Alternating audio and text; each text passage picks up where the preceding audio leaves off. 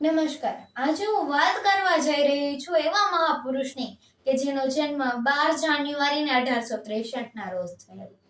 એક એવો દિવસ કે જ્યારે મકર સંક્રાંતિના દિવસે સમગ્ર દેશ જે સામાન્ય મકર સંક્રાંતિ ઉજવી રહ્યો હોય ત્યારે આ મહાપુરુષનો જન્મ થયેલો. અને આ કોઈ સામાન્ય મહાપુરુષ નહીં, પોતાના માતાના દીધેલા સંસ્કારના સહારે નાનપણથી જ દ્રઢ મનોબળ, નિડરતાની શક્તિના સહારે પોતાના જીવનનું ઘડતર કર્યું છે. રામાયણ અને શ્રીમદ ભગવદ ગીતા જેવા પુસ્તકોનું વાંચન હોય અને પ્રાણાયામમાં એક અખંડ એવી અનન્ય એવી સિદ્ધિઓ હાસિલ કરી ને એવા વ્યક્તિ એટલે નરેન્દ્ર વિશે આજે હું વાત કરવા જઈ રહી છું કે જેનું આધ્યાત્મિક નામ પાછળથી સ્વામી વિવેકાનંદ તરીકે જેને આપણે જાણીએ છીએ. પોતાના ગુરુને પણ એકવાર પરીક્ષા લીધા બાદ જે ચૂનીને એ સ્વામી વિવેકાનંદ, અને જેના રામકૃષ્ણ પરમહંસ જેવા મહાન ગુરુ હોય અને પોતાના જીવન ઘડતરમાં યુવાનોનું શું મહત્વ છે જાણતા હોય તેવા મહાન વ્યક્તિત્વ એટલે સ્વામી વિવેકાનંદ.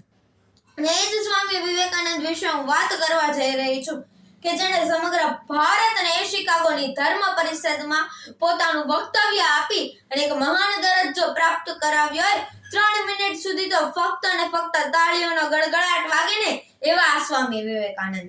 અને સ્વામી વિવેકાનંદ એ વ્યક્તિત્વ કે જેણે આ દેશને પોતાના જ્ઞાનના સહારે, પોતાના વ્યક્તિત્વના સહારે આ ભારતીય સંસ્કૃતિની સીધી સમગ્ર વિશ્વમાં વિખ્યાત કરી હોય.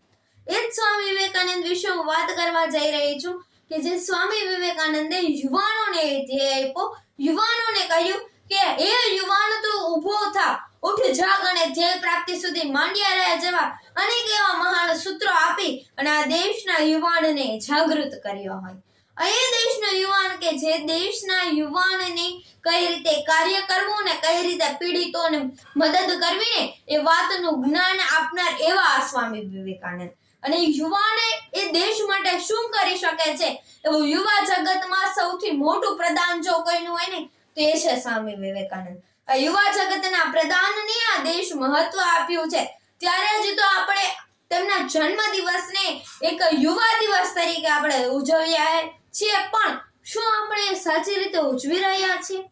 આજના આધુનિક યુગમાં યુવાનો જે ગેરમાર્ગે દોરાઈ ગયા છે ને એને માત્ર ને માત્ર સ્વામી વિવેકાનંદના વિચાર પર ચાલવાની જરૂર છે. જો આજનો વ્યક્તિત્વ એ સ્વામી વિવેકાનંદના વિચાર પર ચાલશે ને તો પણ તે દેશનું ભવિષ્ય સુરક્ષિત છે.